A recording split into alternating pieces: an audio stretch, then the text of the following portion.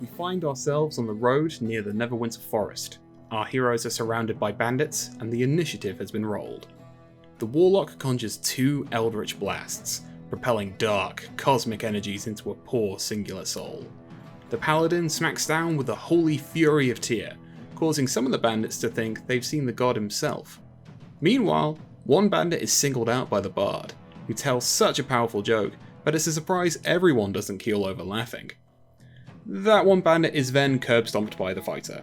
He's a brute, and is magic in his own special way. Hey there, today we're looking at making your magic aesthetically and thematically unique to your character, and the factors you should consider whilst you're doing so.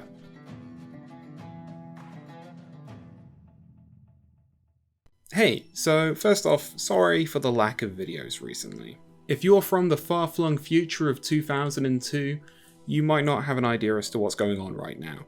Long story short, shit's really fucking shit right now. That's kind of had a huge knock-on effect on my mood, but hey, I enjoy making videos, so I figured making a video might make me a little happier. Also, please do stick around till the end of a video because I've got an idea for the next video, which I think you guys might want to get involved in.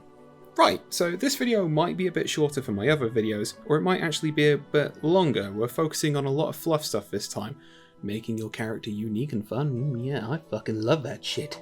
Spellcasting is a pretty major component in quite a few tabletop RPGs, and while mechanically it can be seen as getting a brand new toolbox filled with many utilities and weapons, it's also a great chance to expand upon your character's qualities and personality. There's always going to be a factor of you wanting spells that are useful, and that's understandable, but at the same time I think it's really important that whenever you're picking spells, it should be a spell that your character would actually want, as opposed to a spell that you've looked at and gone, oh boy, look at the damage dice on that!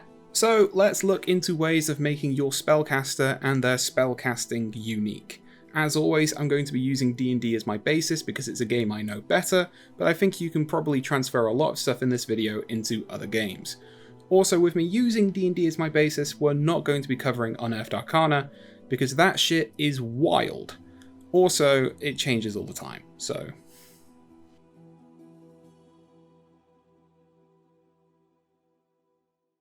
You better believe I'm starting the video with this point again. I didn't in the last one, and I had to spend a bunch of time in the gulag because of it. Yeah, that was time well spent according to the DMs. Anyways, yes, as always, speaking to your DM about the direction and aesthetic you might want to take with your magic can only lead to good things.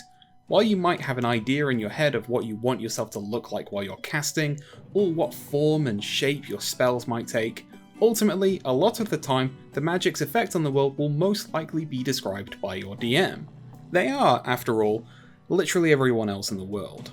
You can ask about spells you might not be entirely sure about, and see how they interpret it in general, and how your character may cast it, or if they would even cast it in the first place. If your DM's up for it as well, they might even homebrew certain abilities and spells to fit your character a bit better, but as always, that is entirely down to the DM's discretion. As always, your DM is your best story resource, and they should know about how you see your magic working. At the end of the day, you might be the one casting the spells, but they're the ones who are telling you how the world perceives them.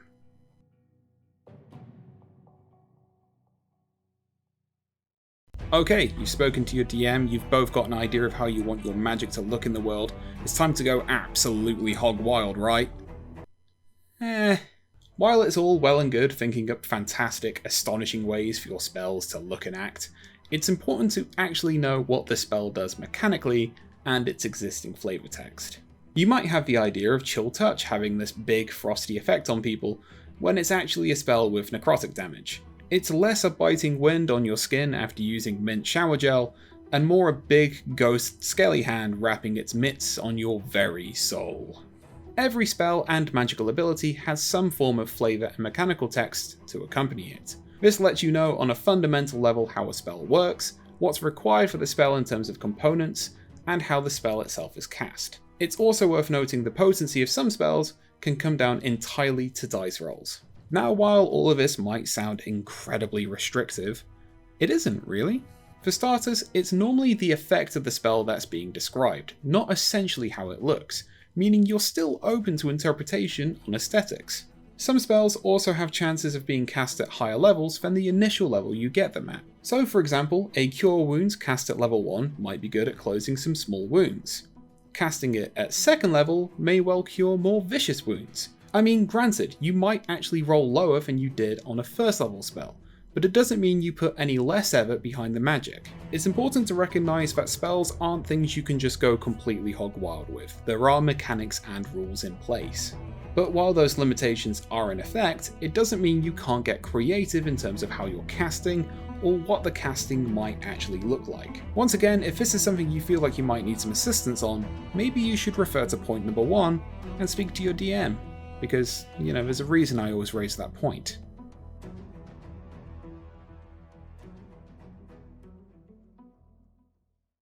Alright, so we've spoken about how vital it is for you to speak to your DM, and also consider the mechanics of the spells that you're actually casting whilst thinking about your aesthetics. It's time to get into the fun stuff. Everything I'm going to say in here is going to be quite subjective. You might agree with it, you might not, but that's kind of the fun of interpreting tabletop RPGs. So, there's loads of classes and subclasses in D&D that can cast spells, or have some inherent magical ability, and while a lot of them may share spells, how they're cast thematically should vary between them. Not everybody with Cure Wounds has the holy radiance of a cleric. Some of us are a lot more practical, and some spellcasters needn't be inherently magically gifted. This might sound a little weird at first, because they're all spellcasters, right? Well, let me explain. Spellcasters all get their powers from different sources, which to me should change how they're casted, or if thematically, they're even casted at all. The way I see it is that bards use thoughts, words, action, and song to cast spells. Druids call upon the power of nature, whilst the wizard may use learning, spellbooks, and their greater understanding of the magical schools. Clerics and paladins, meanwhile, are granted their power by the deity they serve. Sorcerers, however, are innately gifted with magical ability through different fun and wild methods. And the warlocks? Well, they get to ride Mr. Bones' wild ride! I mean, you could choose another patron if you fancy. I don't see why you wouldn't pick Mr. Bones. Okay, this however leaves out some spellcasters, namely artificers and rangers, which I've always seen as a little bit different.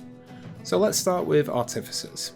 I've always seen an artificer's casting thematically being less about utilising magic, but more about utilising gadgetry and alchemy. This doesn't mean that they never use magic. You may well want to play an artificer who does, and that's entirely fine. The way I normally like to see them and play them is as creators and tinkerers. Their subclasses kind of bolster this for me. I see alchemists being more themed around homebrewed potions and throwing flasks, artillerists basically being the engineer from Team Fortress 2, and battlesmiths feel more like Iron Man at the start of the first film when he made that suit in the cave, except he also gets a cool robot companion, because steel defenders are a thing. So that's how I see artificers, so now let's look at rangers. Their skill set gives them knowledge and preference of terrain, knowledge about beasts, herbs, and the natural world without dipping too far into druidic territory. Essentially, I see the rangers as witches. I've always thematically seen their spellcasting as more of a combination of gathered alchemical knowledge on how best to utilise terrain, as well as knowledge of animals and creatures, be it befriending or hunting.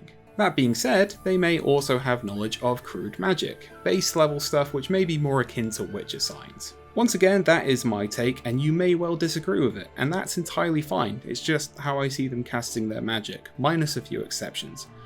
Namely, I'm looking at you, Horizon Walkers. Well, cool. These all sound so thematically unique and better than they pure spellcasters. I almost definitely don't hear you say, and no, hypothetical person who most definitely doesn't exist.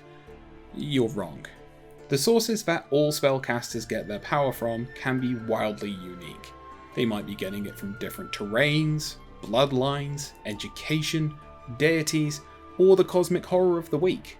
Just because their magic is more, magic, doesn't mean it can't vary. It's hugely worth reading into all these different aspects when making your characters to give them a spellcasting style that's uniquely their own. Maybe you could incorporate your character's background into how they've learned their magic as well. At the end of it, every spellcaster has managed to find their own unique way to get to where they are, so your magic as well should be unique. Phew, right, okay. That was wild, my hair's gone mad amongst all of this, but hey, I'm going to be really honest with you, this video is very much just scratching the surface. At the very least though, I do hope that this video has helped you see magic in a very different light.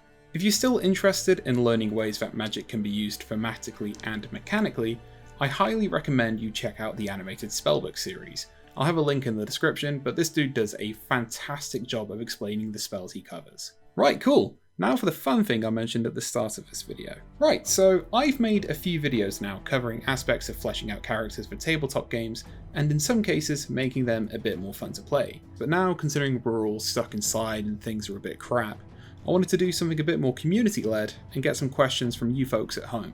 So, if there's anything you want to ask me about D&D regards character creation, monsters, how magic may look for certain builds, or maybe just more general role-playing questions like getting into character, finding or starting games, or other ways to get over nerves, or maybe you've just got a fun anecdote to share, then please do leave it in the comments down below.